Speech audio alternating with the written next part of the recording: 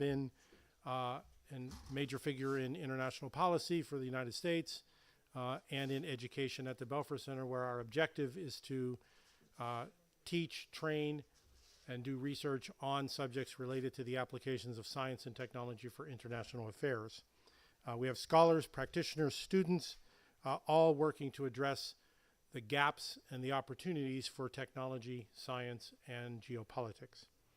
I'm very delighted to have everybody here today. The Emerging Tech program, which I have the honor of running, was launched about a year ago, specifically to look at where emerging technologies are creating new policy frontiers, new opportunities to use policy to use technology to engage in policy, and the implications that technologies are creating for governance, geopolitics, global stability, and global conflict. And the Move 37 initiative that we're here to talk to you about today is a part of that program. As you can imagine, in a program that's relating technologies to modern issues around geopolitics, that artificial intelligence is one of the major aspects of our work. We have a terrific panel here today. It's my pleasure to introduce them by name, and we'll talk a little bit more about each one in just a moment. The missing chair, which we expect shortly, is Gabriela Ramos, who's the former Assistant Director General for Social and Human Sciences at UNESCO. Nandita Balakrishnan is the Director of Intelligence at the Special Competitive Studies Project in Washington. And Robin Scott is the CEO and co-founder of Apolitical. And then at the far end, two of my colleagues, researchers on our program at the Belfer Center. Charlie Pozniak is a full-time fellow with the program, research fellow with the program. And Slavina Ancheva is a current student within our program, an MPP student at the Belfer Center. I also want to acknowledge a colleague of ours who is not here, was not able to get to India in time for the conference, Carme Artigas, who is the former co-chair of the UN AI Advisory Panel, who has been an integral part of starting this work and the ongoing progress we are making. Carme is also the Spain-India ambassador for AI, High Commissioner in Spain-India for AI, and is here with us in spirit and maybe even on the live stream that we're doing here today. So a big shout out to Carme for all of her help. So why are we here? We are embarking on a major new project, specifically looking at the use of artificial intelligence in diplomacy and negotiation. We are here at a conference about the use of artificial intelligence and the implications of artificial intelligence in so many aspects of society. And our work is looking at how one will engage non-human intelligences in the process of diplomacy and negotiation. So we're here because this is a broad-based project.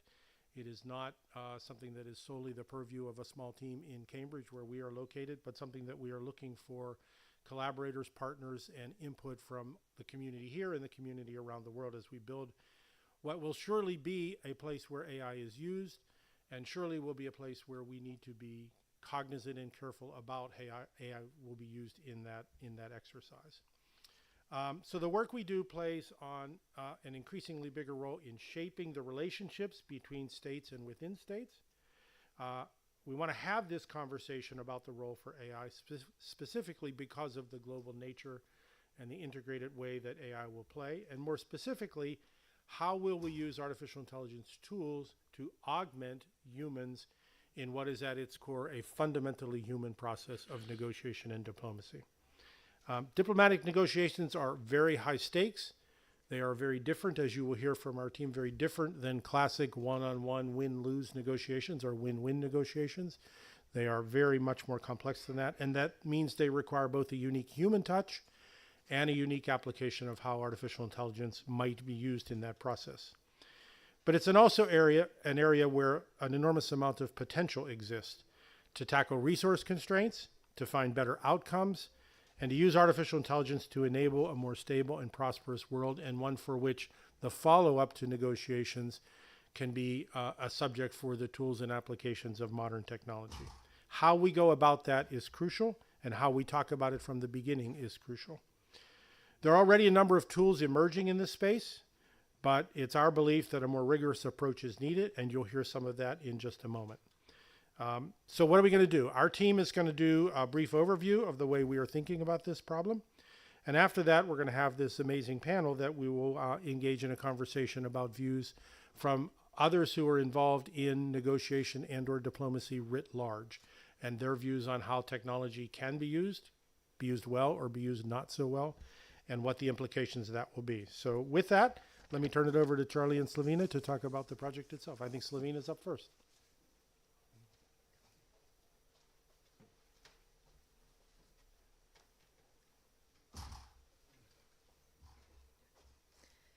Thank you, Michael, and thank you all for being here this morning. A big welcome. Over the next 10 minutes or so, Charlie and myself would like to present you with a little bit of a framing for the expert discussion that we'll be getting into right after. We'll broadly focus on 3 areas: how do negotiation processes currently look and the complexity that comes with them, the potential for AI to augment many of these challenges and processes, thinking beyond just LLMs, and the need for responsible deployment of these tools. Before we do that, I'd like you to close your eyes and imagine. You walk into a negotiation, you look down at the agenda, and there's 10 items on it. But as any good negotiator, you know that it's not just about those 10 items. It's a lot of other factors that are happening both inside and outside that room that are affecting how that negotiation process is happening. So for one example, you're sitting across 7 counterparts from 7 political groups, 7 different countries, and behind you, you have your own team, but also 27 other countries that you're representing, that you've promised a certain outcome or a certain deal. Of course, this is not my story. It's the story of Carme Artigas that Michael mentioned, who was one of the chief negotiators of the EU AI Act, and later the UN AI Advisory Body, and many other negotiations. But it's not just her story. It's the story of many of you. It's the negotiations that you've engaged in at the UN, at COP, bilateral negotiations, interagency negotiations within your own organizations. So you know very well that negotiations are complex and they evolve over time. So what might look like just 2 states negotiating with each other bilaterally is actually a whole set of issues that are on the table. It could be natural resources, it could be AI, it could be climate, and a whole lot of external and internal stakeholders that are also trying to influence that process. We start to dive into some of this complexity. And more than that, there's a lot of teams that are sitting behind these principal negotiators, the different departments and agencies that are supporting them with evidence, with documents. And we'd really like to stress that this is a fundamentally interpersonal process. We're not looking to replace diplomats or negotiators here, but just to give them the tools to manage these complexities much better. And finally, rarely in this world do we have just 2 states negotiating nowadays. There's often a 3rd state at the table. In the case of the EU, maybe 27 member states, and of course, a lot of hundreds of others that could be out there. So with that being said, what are some of the impacts of this complexity? Well, for one, there's a whole lot of information that needs to be managed. There's a simple negotiation can generate thousands of documents, transcripts, drafts. On top of that, there's a certain amount of finite resources that any team has as they grapple with many other challenges throughout the day. There's a lot of strategic elements. Sometimes in groups, you might have groupthink or herding that leads you in one direction as opposed to exploring your full set of options. And finally, there's the time pressure. So most negotiations do have some sort of time element and handover element to future teams. So with that being said, how can AI help? And I'd like to turn it over to Charlie. Thanks, Slavina. So AI systems can now beat some of the best human players at Go, at chess, at video games, at board games. Language models, as we've heard, have become increasingly competent at delivering a range of sophisticated legal, academic, technical, software contributions. The pace of change has been staggering. And so what our interdisciplinary team has been looking at is we're trying to envision a better future for diplomacy where computational methods can transform the practice of diplomatic negotiations and statecraft that Slavina just outlined. So supporting better communications, better resolutions, and processes between states can augment their functions. So we're trying to chart existing technical tools, develop new ones, and provide a range of policy guidelines to ensure that this happens responsibly, safely, effectively. So the classic question that we get in response is, why can't you just ask an LLM? Lots of people are interested in trying to see if language models can simulate diplomacy or if chatbots can guide people through a negotiation all in one step. But ultimately, language models are remarkable and their use should be carefully scoped for 3 key reasons. Firstly, their fluency isn't necessarily verifiable in this international in world politics. Secondly, the opacity where you can't tell what's going on inside a model is not always verifiable. High stake is not always viable, because high stakes negotiations require accountability, both democratically and internally, to understand why recommendations shape treaties in certain ways. And additionally, there's a toolkit that's 80 years old here. We have game theory, decision analysis, machine learning, a great range of theoretical developments that exist precisely to model strategic interactions under uncertainty. And so we see LLMs as playing this role at the heart of a really broad set of learning paradigms that's tying together, well, both like supervised and unsupervised, self-supervised learning here. But LLMs provide a really strong way to interact with all of these different learning paradigms and technical architectures that the best advances in AI have been built from. So whether that's the systems that play chess or Go or board games, these are all pulling together lots of different methods. And if we just rely on chatbots at the heart of things, we miss out on all of the technical developments that the last 80 years have experienced. But there are three key challenges with trying to expand these techniques into the world of diplomacy and world politics. Firstly, representation.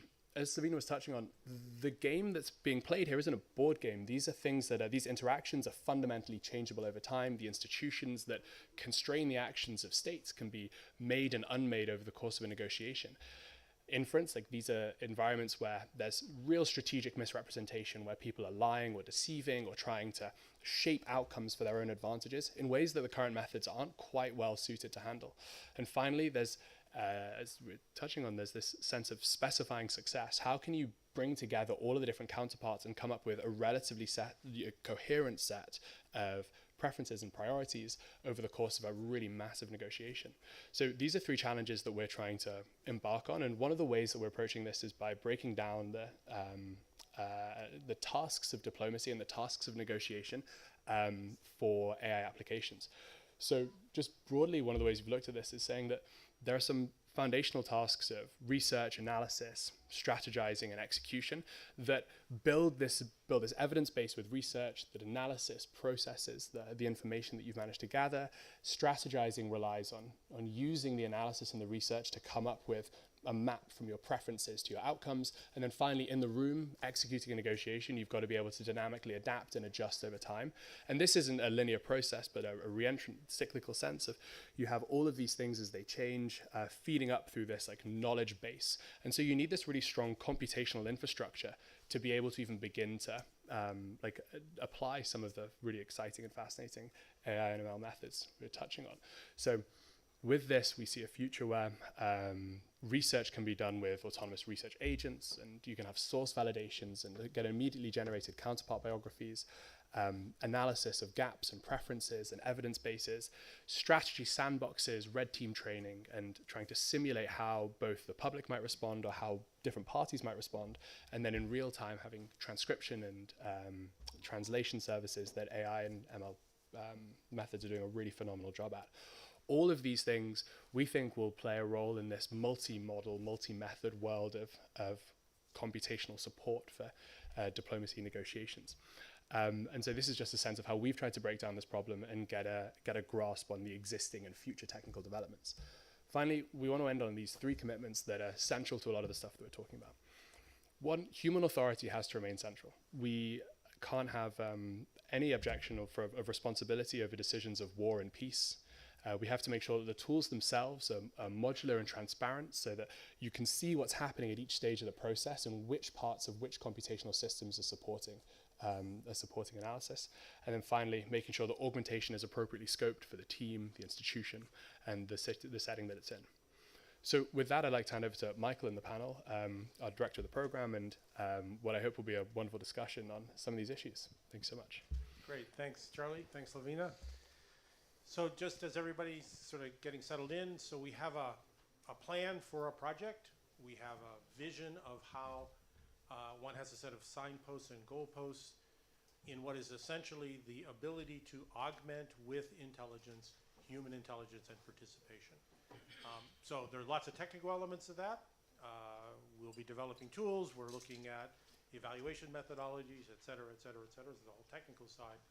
But one of the benefits of the approach we're taking is that we have access to a large body of people for whom the day-to-day practice of negotiation diplomacy not necessarily constrained by the definition of diplomacy, meaning state to state to get to an answer, but organization to organization, people to people, negotiation to negotiation. And I am delighted then to have three people here who can talk a little bit about their views on how artificial intelligence will be used in the process of their work. And that allows us to then learn from that experience and how we map that into the Move 37 project. So Gabriela, let me start with you. Welcome. Thank you for negotiating all the traffic to get here. So you've been at the Center of International Policy design and negotiations on issues such as climate change, international taxation, gender equality, artificial intelligence, a whole list of things in a brilliant career.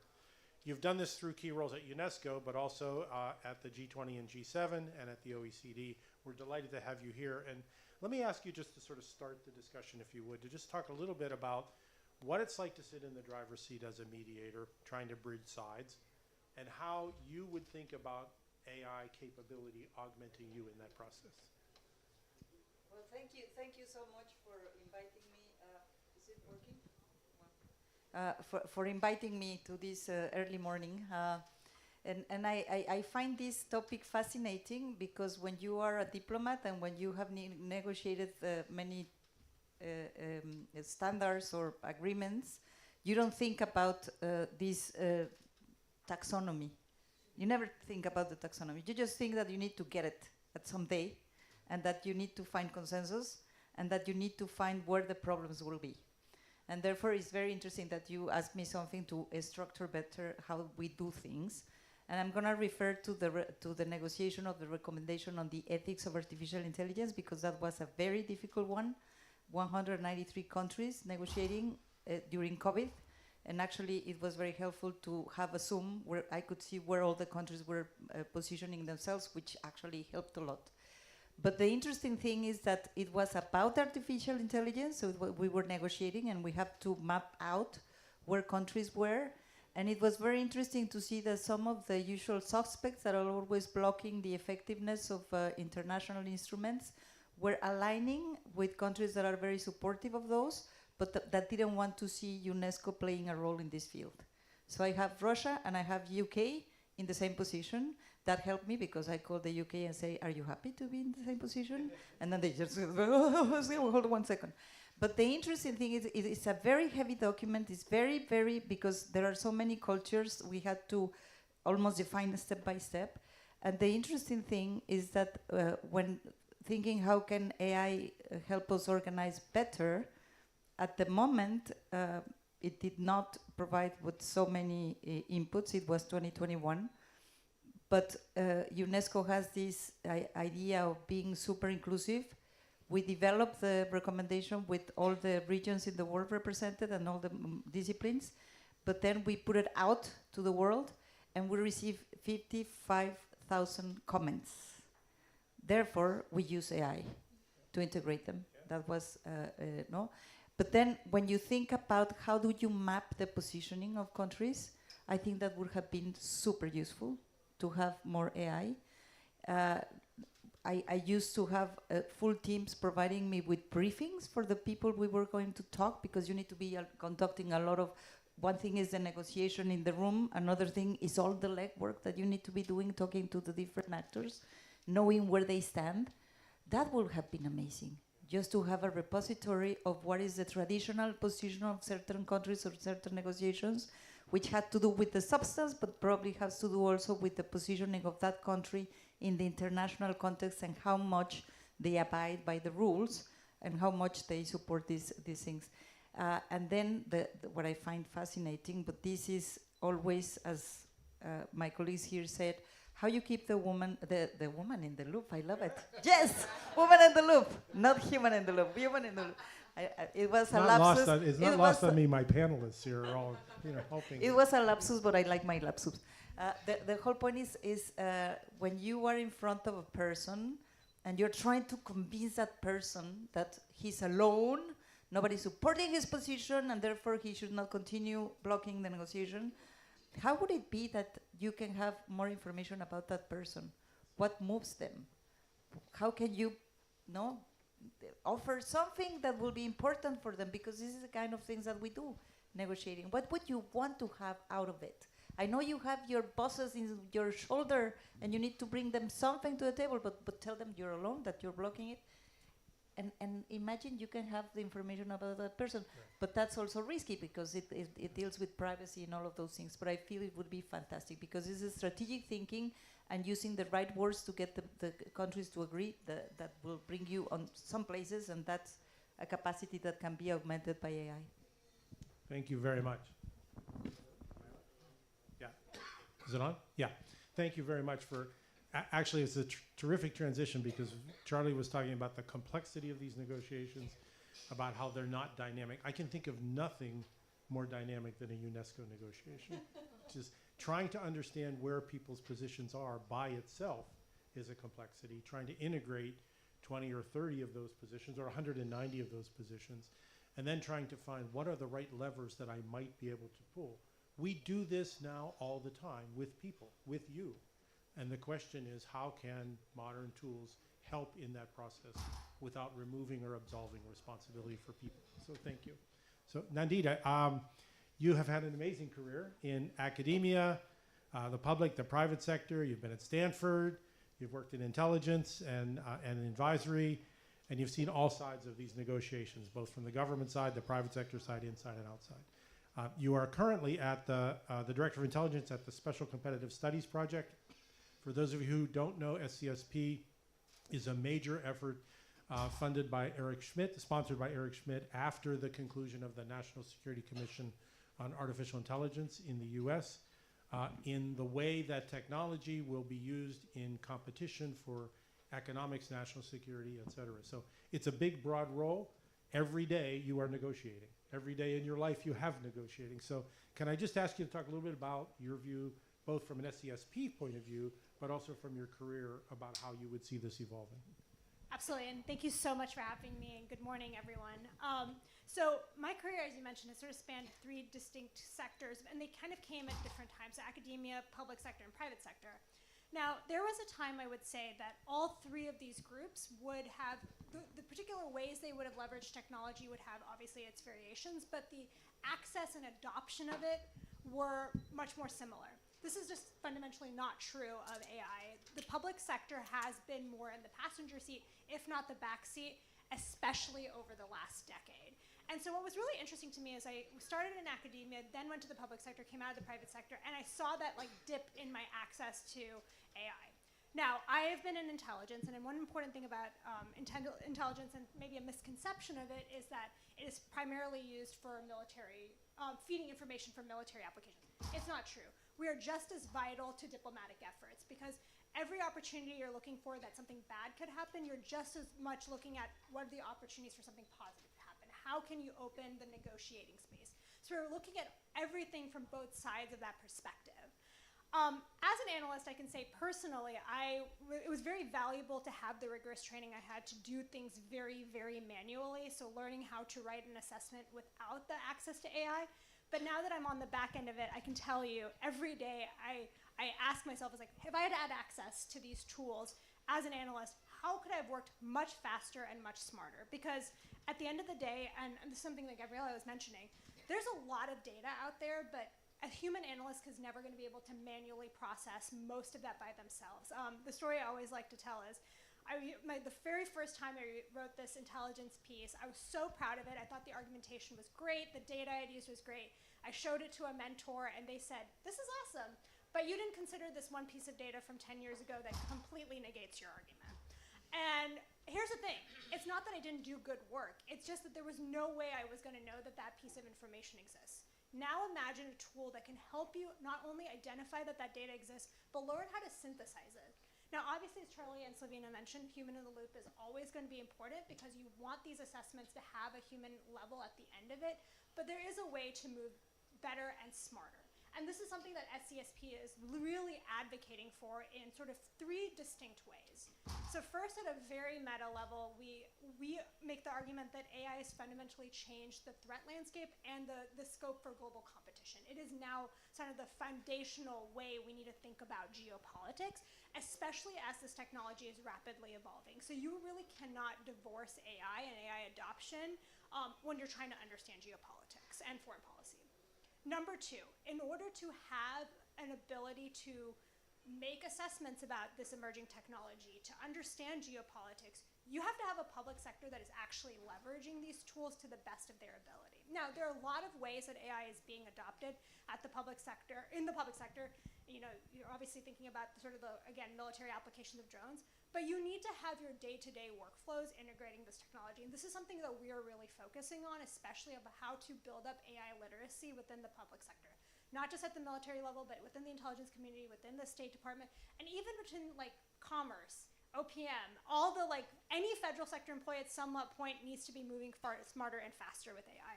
And third, we're looking at the specific use cases. So one of the projects that we were working on last year is looking at how AI can be used for predicting geopolitical events, both for military applications, but also for State Department applications. So, and the reason we do that is because in order to convince the public sector that they should be using AI, you almost need to show them how it could look like 10 years from now as we're moving to that future. So by kind of demystifying its use and showing them targeted ways that you can use it, it actually solves your meta problem of understanding why AI is so important to geopolitics. Fantastic. So I'm hearing a couple of things. I'm hearing this general statement that much of the world is going to be about AI, and much of the world is going to be AI creating that world. And that's the metaphor that comes directly to the project we're looking at, which is we're negotiating with AI tools. We have to have a baseline of capability. And yet the landscape in which negotiation and diplomacy are happening is being fundamentally changed by AI itself. And so that whole issue around preparedness and around setting the ground rules. I also heard not just the thought process around artificial intelligence as a trusted agent to accumulate information, both of you mentioned that, but also as an agent to help understand new pathways for success, new pathways for leverage, whether those are national security or whether those are economic vitality. The scope of the negotiations doesn't really change that. So in the area of sort of preparation, let me come to you, Robin. Robin is the co-founder and CEO of Apolitical. Apolitical is a global platform for policymakers that specializes in government innovation. She'll talk about that in just a second. In particular, you've courses in helping governments prepare their workforces for the modern world in which they live. Your AI courses have reached hundreds of thousands of people around the world. And much of what you are trying to do is to prepare the world for the kind of things that we are talking about in Move 37, obviously much broader than just that topic. So let me ask you to talk a little bit about that, if you wouldn't mind. What sort of lessons you've learned from the field, and how you think about policymakers' willingness, or how you change policymakers' willingness to embark on journeys with new tools and new capabilities. Thank you so much. It's great to be here. Let me set the scene a little bit and then provide some of the data we've gathered, which I think shines a light on those questions. Is this mic working well? Yep. So I co-founded Apolitical just over 10 years ago with a mission to make governments smarter to deliver for people and the planet. So we've always been about outcomes, and we've always been at our heart a network for the public sector. There are 200 million people working in core government units, 600 million in the wider public sector. So it's the world's largest workforce. Fast forward to today, that word smarter has of course taken on new meaning in the age of AI. What we look like is we're a network on our core platform of over 500,000 public servants in 160 countries. That spans all levels of government, local through to multilateral. It includes non-elected and political public servants. It includes diplomats. And then our training and tools are integrated into government platforms, reaching a further 40 million public servants around the world. So we have a lot of data and a kind of real-time pulse on how governments are adapting to the age of AI. And AI is everywhere. It is kind of the water in which we are the fish now. We're soon not going to recognize that we're in the water. So we do a lot of work on climate and energy, and it's, for example, and it's dominating that conversation too. We have to today trained a little under 400,000 public officials globally in the responsible use of AI. That spans fundamentals through to more domain-specific applications such as AI in climate, for example, we tend to work with leading universities such as Stanford HAI is one of our collaborators. So we are more context experts than content experts, and we bring the content experts into the middle. So where are we at? Let me give you some data. And this is from a 5,000 person survey that we've recently run. Overall, public servants are incredibly optimistic about AI. North of 90% think there is huge possibility in the public sector. And there are lots of paradoxes here. They're also wary of it, right? There is a huge value creation opportunity. One figure from BCG estimates that there's 1.75 trillion of public sector value to be unlocked if we harness AI in the right way, because AI loves bureaucracy, all these repeatable processes. And about a third of most public officials' daily work is research and writing related. AI is great at that. So the prize is very, very big, and that's just the painkiller prize. When you get to the vitamin prize, when you get to what AI could do in terms of predictive policy making and responsive policy and adaptive policy, etc., then you get into a space that's only really bounded by the imagination. So there's lots of AI talk, there's less AI action. Increasingly, we're in a pilotitis zone where almost everyone's got pilots. 70% of leaders say they either got AI pilots or plan to launch them this year, but only 45% of them say they have any plan to evaluate their pilots. So that's a pretty big gap to close. And we see gaps like this all the time. One of the biggest gaps is leaders not using the technology themselves, which is a real problem because you can't understand this technology in the abstract. You cannot look over your grandson's shoulder and see them using it. You've got to use it. You've got to feel the speed of change. Of the public servants who are implementing AI in the public sector globally, these are people who self-identify of AI, having AI in their jobs. Only 26% of them say they understand their own country's ethical frameworks. So approximately 3/4 of all the people rolling out this technology are freestyling. That's terrifying. So that's a skills and knowledge gap, not even closed within an institution. It's not even getting to how do we actually understand the basics of this technology. Just to close, and there's a whole lot more fascinating data, but one of the things that is increasingly worrying me, talking to leaders around the world working on this, is that we are now getting quite drunk on the idea of AI agency, but we're not talking about human agency in the process and maintaining it. So I think we risk getting into a zero-sum dynamic where, and I think this is relevant to diplomacy, where the agency drains away to AI, and that all comes at a cost to humans. So we need to be building up humans at the same time. And the framing and heuristic I found most helpful for this overall is this idea of, that's recently emerged, of being below or above the algorithm. If you're below the algorithm, you might be an Uber driver being dispatched, an Amazon packing worker being allocated to put stuff into boxes. If you're above the algorithm, you are using tools to further your goals. We need, when we think about closing that capability gap, and I think in diplomacy, to keep moving people up above the algorithm. Great, fantastic comments from all of you. Thank you.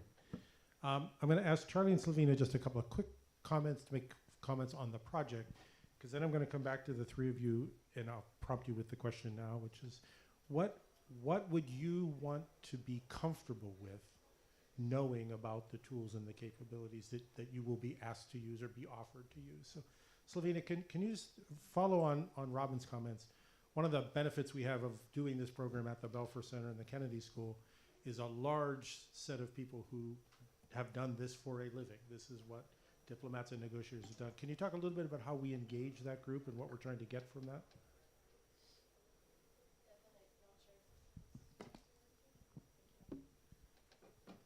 Definitely. So I think, as Michael put it, obviously at the Belfer Center, we have quite a variety of current, former diplomats, practitioners, not just from the US, but from all over the world. And a large part of the work that we've been doing is sitting down for one-on-one interviews with all of them and really getting a sense of how they think not just about the content of the major negotiations that they've been leading, but more about the process. So very similar to the panel discussion we're having here today, what are some of the uses that you see one day you could be using AI for? So a lot of what we've heard so far, I mean, the position tracking that I think Gabriela referenced, we've heard a lot about historical precedent, the generating of options and strategic options, and really uncovering the deepest interests. And I think where this ties really well to what Robin was saying is a lot of them are also expressing their hesitancies. So they're being very forthcoming in that. And I think that allows us to take a really sober look at what are the risks of integrating these tools. One of the main questions we get is if you're using these tools, we ask them, what would you like to know? So exactly what Michael's saying now. So a lot of these interviews have really been integrated across the different work streams of our project. And we really put diplomats and practitioners at the heart of the rest of the work that we're doing. Great, thank you. And Charlie, you talked a little bit before about, there's an obvious role that LLMs can play in helping people accumulate and synthesize a very large amount of information. But there are many more aspects of a negotiation. Can you talk just a little bit about some of the other ways the tools are going to be used in the project that we're doing? Yeah, absolutely. Thanks so much, and thanks so much for the comments as well so far. The panelists have touched on a couple of really interesting applications, whether it's, especially as Robin was talking about with predictive or adaptive policies, if you're looking at, and Nandita as well, with the predictive geopolitical events. We have a really fascinating array of algorithms that are incredibly competent at these sorts of predictive tasks. And what we now have with the current computational ability and also the ability of language models is we can process vast amounts of unstructured data in ways that makes these algorithms even more accessible to a wider range of people. So I think that's one area that I'm particularly excited about. There's also a bunch of stuff, as Gabriela was touching on, is how do you take these vast unstructured transcripts and come up with natural language processing additions on top, and can we represent positions as they track and change over time? I think that is one of the big parts of cognitive load that I think diplomats have spoken about a lot. Great, thank you. We're going to see if questions from the audience here in just a moment, but Nandita, I'm going to start with you. I'm going to, forgive me for doing this, I'm going to characterize your career as an analyst. Yes. Every job that I read and see about has been an analyst of some kind. You're constantly in a place where people are suggesting new tools and new capabilities. So think about AI in the world you've inhabited. What's going to make you most comfortable when somebody shows up and says, here's a thing, it's going to make your life better? That they can explain what the outputs are. So one of the things, when we were looking at, for example, could we be using AI for predicting geopolitical events? A lot of people, both in industry, in academia, and in the public sector that are working on these types of projects, they all say the same thing, which is this should be seen as a data point or a shaper of the way you should view the world, not as finished intelligence. Finished intelligence should always ultimately be done by a human who is accountable to their policymakers. Now, if you are working in policy, you understand actually how this works. You'll have your head of state or your head of government come to you and ask you to explain exactly how you got to your assessment. Right now, we have a human who ultimately has to do that. But what happens when we're starting to rely more and more on AI tools is you never want to lose that ability to explain the outputs and particularly demonstrate that you've looked at all the counterpoints that you could possibly do. Now, this is where I think AI is super helpful, because oftentimes when I was trying to figure out especially in academia, what are all the things I could have done wrong? How could I have measured this differently? You're always prepared to thinking about all the decisions that you made and how to justify and validate them. But as the scenarios get broader, as they get more complicated, your ability to figure out what the counter arguments are going to just dwindle over time. Oftentimes the argument we make is that humans are biased at the end of the day. We make our decisions based on how we got to where we are today, all the experience that you have. So AI can be really, really helpful in helping you sort out the counter arguments, but you still need to understand how those counter arguments work and why ultimately you've come to the assessment that you have. So where I would feel super comfortable is, this is how I relied on AI. This is how it came to the output that it did. This is fundamentally why I made the assessment that I did. Great, thank you. And Robin, I think this is the world you live in every day, of helping governments and government officials and civil service workers. So project that onto an AI for diplomacy landscape. What do you think is going to be important to get people to say, I'm going to trust this, I'm going to work it, but I'm at least going to try? Well, at the risk of stating the obvious, I think we should just acknowledge that the people developing these models don't even have full legibility over how they're working. Right. So that's where we're starting from. So that's the kind of ceiling on where we can get to. Now you can break down the thinking process, as it were, but you still have that black box. I don't think it's insurmountable. I think some of the things I'm worried about relates to the more psychological aspect of this, and in particular, sleeping at the wheel, this phenomenon where we have this strange relationship with AI where we get false negatives too quickly. So it like does a bunch of clever things, except it didn't do this one thing, and therefore we can't use it for anything. And if you check back in like a month's time, often it can do the thing. So you have that, the false negative, and then the phenomenon of sleeping at the wheel is where it starts to get very, very good, creeping upwards of like 85, 90% accuracy. And then you assume it's 100% accurate. And it's really quite hard to edit your assumptions and say, no, it's not. And you've probably all found this, if they're power users of AI, and I'm one of them, sometimes it comes across as so smart and so brilliant and comes up with a whole lot of counter arguments. I use it for sort of kicking the tires from different perspectives all the time on stuff I'm doing. That it's almost overwhelmingly smart, and you're like, it must have covered everything. That's a default. So I think giving us the human tools and the psychological counter arguments and weaponry to deal with this is really, really important. I already have a heuristic that whenever I open my phone and I'm dealing with anything with an algorithm, I am in opposition to that algorithm because its interests don't generally coincide with mine. So I try and get all algorithmic stuff off my phone as like a starting point. But the dynamic with AI is a bit different, but I still think you have to have that sort of battle mentality with the technology. So that would be there are many other things to consider, but that's top of mind. I think that's terrific, and I think I think this idea of calibrating on the use, like what I want from a completeness when I ask for analysis, may be very different than what I want from can you just give me some different ideas that I haven't thought about before? And different stages in a negotiation are going to require different levels of calibration. So, Gabriela, what do you think? It's very difficult to follow these two girls. But the fact is that when you know a little bit more about how these things work, I'm not a technologist, but I have been looking at all of what can go wrong. Misrepresentation, overrepresentation of certain cultures, certain languages, assumptions. Therefore, if I am negotiating and you're going to offer me a tool to improve my negotiating skills, I need to be sure that the assumptions that you use to build that tool are not just to beat the person in front of me, are not just to maximize efficiency, are not just to do the kind of things that we are teaching the AI to do. And therefore is much more complex. Because what you want to do is to open a space of human understanding. How do you do that? And therefore I will be questioning, as Robin said, always questioning, but it's not what we do. And the other point is that the AI, what is amazing, is that it's just reproducing cognitive abilities that humans do. So when you go into the using whatever chat box you use to get information, you take for granted what it comes out. What you would never do if you hire somebody in the first week. Exactly. Even if you have done all the checkpoints for that person to have the capacities that you are looking in the market. So I feel that there is this question of first really bringing to the table tools that are going to be reliable and trustworthy. And I know that these words are almost a cliche, but the reality is that sometimes they're not.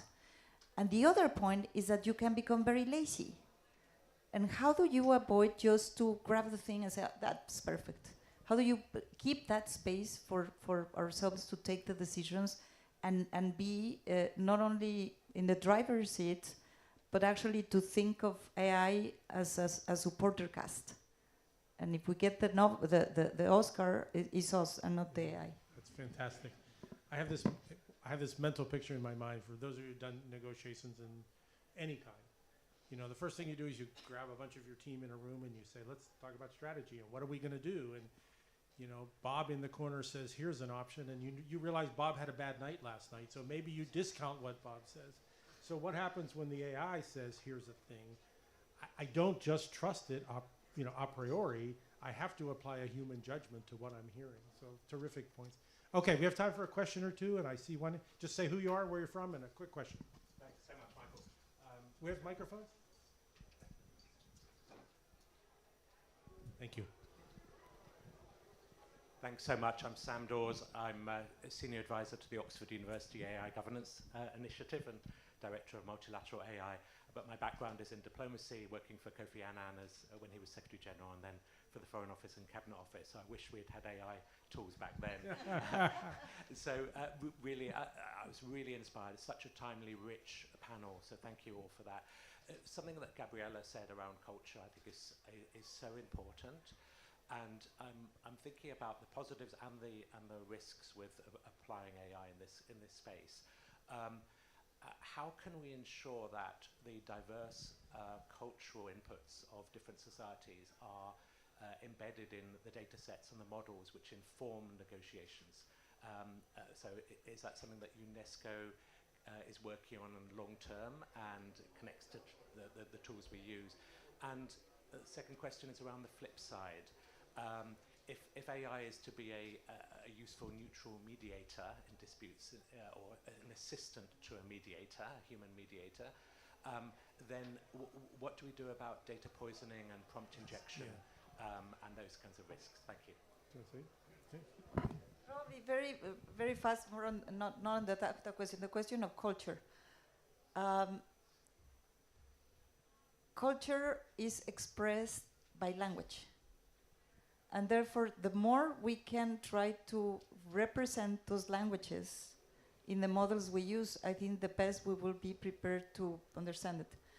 And I'm fascinated by that. I'm not a linguistic, but if I would choose another life, I will do that. Mm-hmm. Because when you hear, for example, there was this Namibian representative during the negotiations of the ethics of AI, and she was saying, I find your draft very individualistic.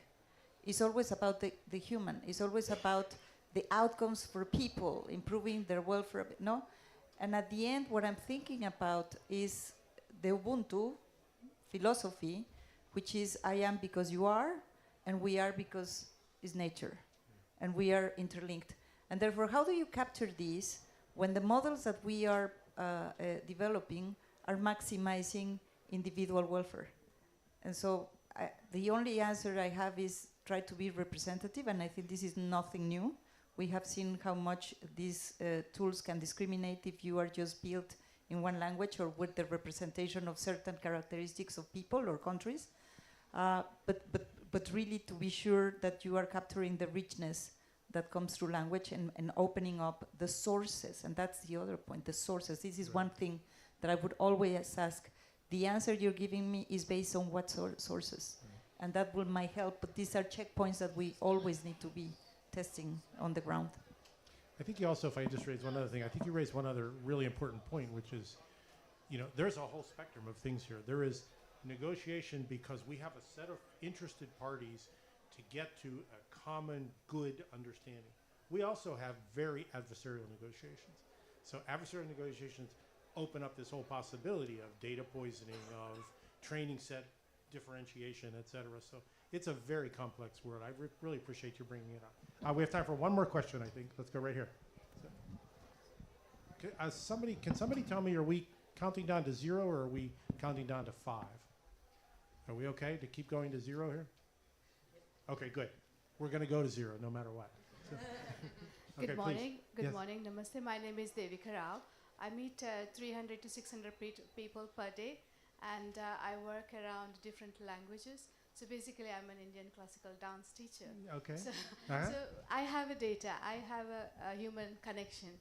So, and what we want to do, how this cultural education can be supported by AI. So what is the step I can take further?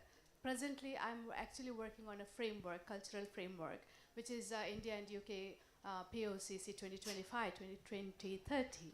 So I'm also interested in NEP and national health policy, because people connected to their health and education, which is a center point. So where I can go and what kind of co-creation, collaboration can Sure. happen in this. Robin, is this something you want to jump in on? Maybe give her your email address, huh? I wish I had an immediate response to that. I don't think there is any default place to go, but I do think this is where the conversation is evolving, and there's more and more recognition of the cultural oversight and importance. So I would just encourage you to please keep making those points. And I will just make one comment on the first question. The Swiss have built, it's kind of sort of a quasi-Swiss government, quasi-multilateral initiative to build an LLM that is trained from the outset on more than 100 languages. And it is actually run by a friend of mine who's a former Swiss diplomat. So she's coming at it very much with a diplomatic context. I'm very happy to make that connection. Education, super complex. Don't look at the technology. Because we always focus on the technology. The countries that have introduced so much technology in their educational systems didn't get better student outcomes because of content. We go to the internet and we go to the systems and we try to bring tools to help kids, and we never see if they are contextually relevant, culturally linked, and therefore, if you don't produce the content, the tools will not make it. I'll just add one last thing. Is I think the way to think about AI is also is it actually solving a problem, or are you just trying to introduce it to create a new problem? I think this is where you have to think about the point of AI augmentation. I think there are a lot of ways we can think about how AI can augment the problem sets that we have, but sometimes you don't actually have the problem that AI is going to solve, and you don't need to force AI to fix it. Great. Thank you very much. Okay, we're going to negotiate. If you have a really quick question, you can ask it. No, behind you. Sorry. It's got to be quick, though. Yeah, my name is Arman. I'm working for JPAL South Asia. Just a quick question on how do you think this would impact balance of power, like given that every country had different access to the kind of data sets that they have, and as we saw, there can be 3 states also in the play. How it would look like state A knows everything about the rest of the players and the others don't. So yeah. So we think a lot about that. I'll answer this if you guys are okay. We think a lot about this in the project, which is what's the evolution of a set of AI tools.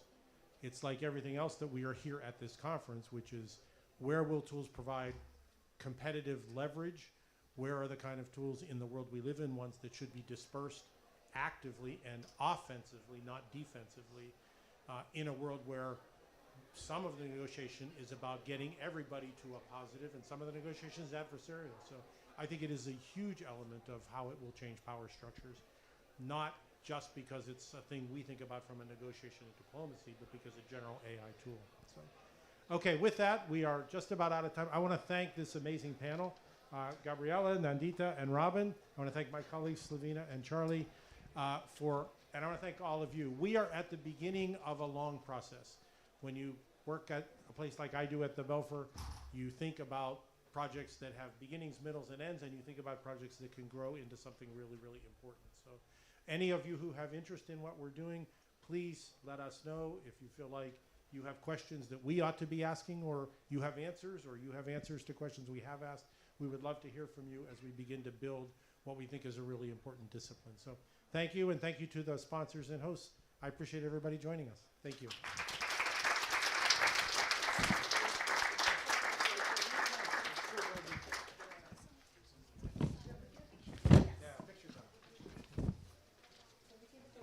Sorry that I couldn't get to that. Do you have a question?